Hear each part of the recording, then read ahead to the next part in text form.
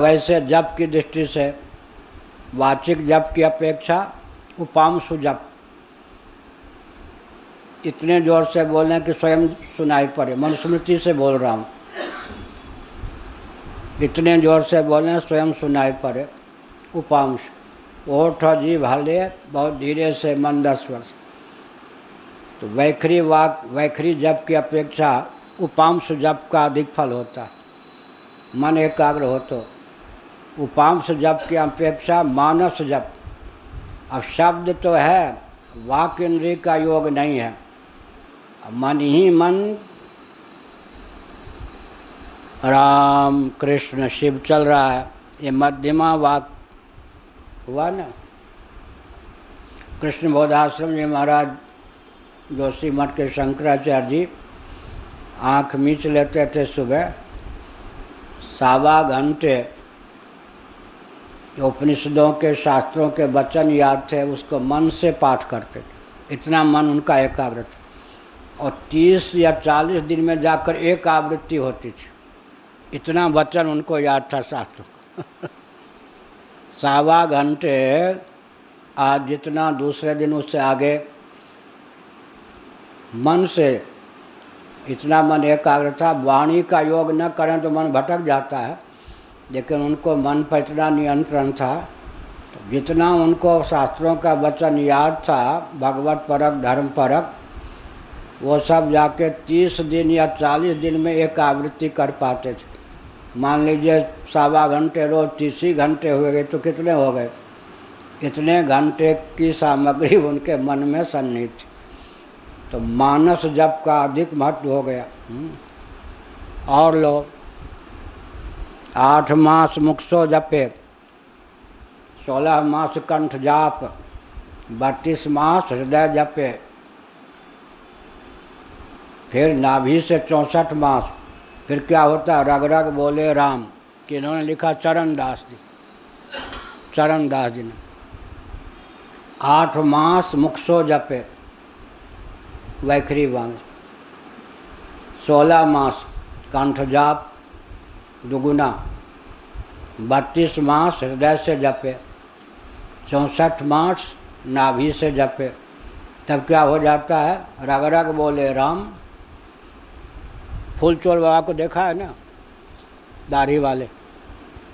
नहीं, ध्यान नहीं होगा। देखो 108 वर्ष के या कितने थे वो, ना ये बताते थे कहाँ के हैं, ना किस जाति के हैं। और गोरे चट्टे महात्मा, हमको मालूम था, वो लीलाधर जी ने बताया मुल्तान के थे, खत्री थे। उन्होंने हमको बताया, अरे यार कह के बोलते थे। और कोई पाँव छू ले तो लात मार देते थे, और जो पाँव छू ले और मार दें उसका काम सिद्ध हो जाता। फोटो खींच ले तो काल बन जाते थे। न उनका कोई फोटो खींच सकता, न उनके सामने किसी का खींच सकता, और फिर दुर्वासा बन जाते। फूल चुरा कर ही बिहारी जी को देते थे। कोई इतना फूल दे देगा, फेंक देते थे। फूल चुराने जाते थे लोग, पिटाई भी हो जाती थी। फिर में चुरा के जो फूल लेंगे वही बिहारी जी को, इसलिए उनका नाम फूलचोर बाबा था। और बम्बई में भी जाते थे, भिक्षा मांग के ही पाते थे। किसी वृंदावन में एक जगह उनकी सामग्री नहीं। उस आश्रम में इतने अलमारी वो एक जगह भोजन भी नहीं करते थे, बहुत गुण थे। तो उन्होंने हमसे कहा, देख सुन ले, ऐसे बोलते थे। नर्मदा तट पर मैं घूम रहा था, युवक था, सूर्यास्त के समय एक बाबा ऐसा लेटा हुआ था, जगह था। मैंने कहा, बाबा बना है, राम राम जप। फूलचोर बाबा ने, भगवान का भजन कर, सूर्यास्त के समय लेटा है, लाज नहीं आती? वो ऐसे देख के मुस्कुरा दिया। फिर इन्होंने कहा, सूर्यास्त के समय लेटा हुआ है नर्मदा तट पर, उठ भजन कर। फिर उन्होंने देख कर मुस्कुरा दिया। फिर तीसरी बार कही, उन्होंने कहा, इधर आ।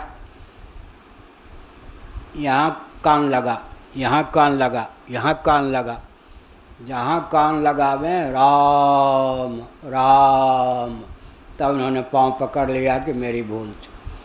वो करवी वाया किसकी थी ना, एक जा रहे थे सिद्ध महात्मा, दो चार माताएं आपस में लड़ रही थी। कंडे होते ना गोबर के उपले, हमारे कंडे तुमने चुरा लिए, हमारे तुमने चुरा लिए। वो सिद्ध थी, उसी के दर्शन के लिए कोई संत आ रहे थे। लोगों ने कहा कि वो है वो अरे वो सिद्ध है, वो तो लड़ झगड़ रही आपस में। वो समझ गई, ए बाबा इधर आ, तू न्याय कर दे। ये जो साउथ है ये कहती है तेरे कंडे नहीं हैं, मेरे कंडे मुझको दे दे। कैसे दूँ, मुझे तो कुछ पता नहीं।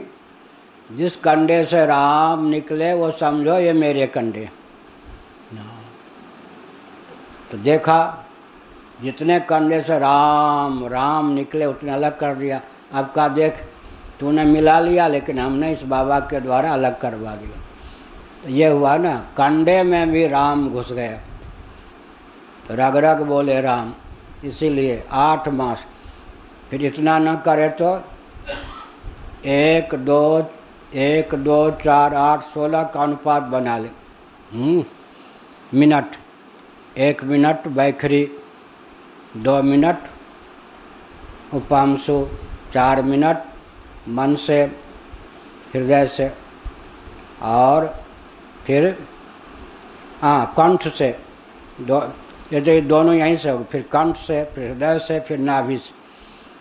तो 1 2 4 8 16, 1 2 4 8 16 ये क्रम बना ले। एक ही जप के 2 वेद हो गए, बैखरी और उपांश।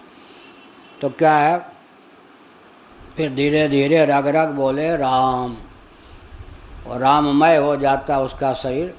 अर्थात स्थूल शरीर में मन की इतना, मन के द्वारा जप किया हुआ जो है उससे पक जाता है स्थूल शरीर।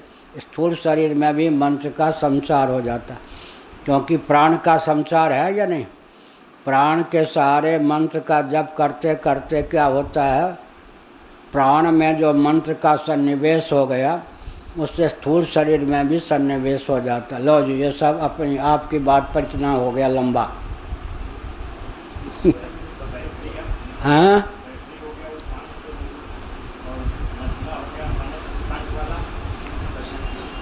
चार मास मुख सो जपे, 8 मास कंठ जाप। मुख के ही 2 भेद हो गए। जरा कुछ जोर से राम राम, ऐसा राम राम राम। कंठ से हो गया, फिर उसके बाद हृदय से, फिर उसके बाद नाभि से। तो यहाँ क्या, बैखरी मध्यमा। कंठकूप में मन को ले आइए तो क्या होगा, हमारी ये बीमारी खत्म हो जाएगी। हम हल जानते हैं लेकिन कष्ट पाते रहते हैं। देखने पढ़ने में इतना मन लगा रहता है कि दूसरे को बता दें तो लाभ हो जाए, अपने लिए नहीं करते। कंठकूप में मन को लाके 5 मिनट भी रोज ध्यान करेंगे, प्यास खत्म हो जाएगी, सीमित रह जाएगी। यहाँ 8 महीने यहाँ से, माने 8 मिनट हृदय से क्या हुआ, बैखरी मध्यमा, पश्यंती हृदय से, यहाँ यह क्रम। फिर नाभि से, नाभि में कुंडलनी शक्ति है, वहाँ जाके परावाक का रूप हो जाता है। अब जिसको परावाक से मन को मिला देने का ज्ञान हो गया, वो फिर जो लिखेगा वो समाधि भाषा में उसका लेख माना जाए। ये पकड़ लिया था हमको श्रृंगेरी में, ये जो गोपाल कृष्ण मूर्ति, ये जो आपके हैं गीता पर, ये तो वो कश्मीरी वेदांती बहुत अच्छे थे। ये तो परावाक में गति न होने पर कोई लिख नहीं सकता है। और शंकराचार्य ने लगाया था श्रृंगेरी वाले कि इनके सब सुनो, रिपोर्ट दो रोज क्या क्या लिखा। तो हमने कहा अब आप समझ गए तो हम क्या बताएं। परावाक, परावाक वो वहाँ गणेश जी का स्थान है या नहीं, षटचक्र भेदन है ना, षटचक्र में फिर इतने जप इस देवता को समर्पित, अजपा जाप तंत्रों में होता है ना, इतने 1000 जप होते हैं रोज प्राण के द्वारा, अबुद्धिपूर्वक भी। एक एक चक्र में जो देवता हैं उनको नित्य समर्पित कर दे बुद्धि से, तो स्वाभाविक जो जप होता है उसका फल मिल जाता है। अजपा जाप, श्वास की जितनी गति है स्वस्थ व्यक्ति के जीवन में, उपनिषदों में लिखा है जितने बार श्वास चलते हैं उतने बार जप होता है।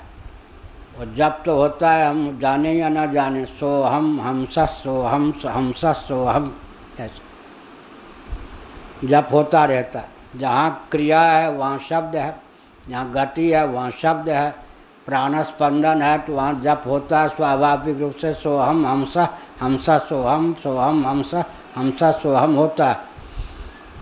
तो वो बुद्धिपूर्वक फिर सचक्र में जो जो देवता हैं, किस चक्र में कौन, उनको समर्पित कर दिया जाए तो 24 घंटे में जो अजपा जाप बिना बुद्धिपूर्वक जप होता है उसका फल बट्टे खाते मिल जाता है। लो जप तो हो ही रहा है, लेकिन जप की संख्या निर्धारित की गई है, तत्त चक्र के देवता का नाम है, उतना जप करने का, बुद्धिपूर्वक जप करने का फल मिल जाता है। इतना बहुत कह दिया। ये सब तो गुरु लोग 10-10 वर्ष तक सेवा करा के कचूमर निकाल के भी ये सब नहीं बताते, जो हमने आपको वैसे ही बता दिया। 10-10 साल सेवा ले करके भी मुश्किल से जो एक एक बात बताते वो हमने वैसे ही बता दिया ना।